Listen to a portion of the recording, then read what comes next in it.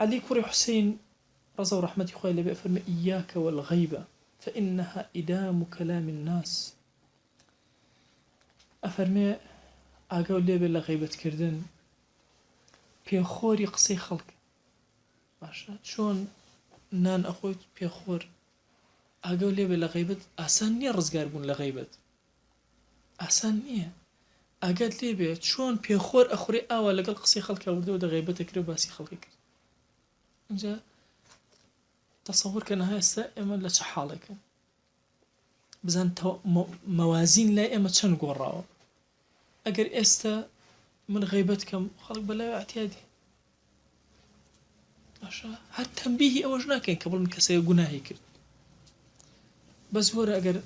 باشە هەر من باشە ئەو ئافرەتێک هاتوو لە پێشچاوی ئەوە من ئەوە سەیریەکەم وانە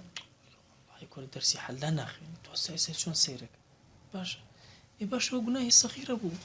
ئەوە گوناهی کەبیرە بوو ئەوە حەق الله بوو ئەوە حەق الناس بوو بڕواکەن مەوازینەکان تێک چوون ئەگەر نا ئەختەر شت لەسەر ئەم ئومەتە چییە بریتێ لە غیبەت محەممەد غەزالی قسەیەکی ئەفەرمێ باسی دەردەکانی ڕابوونی ئیسلامی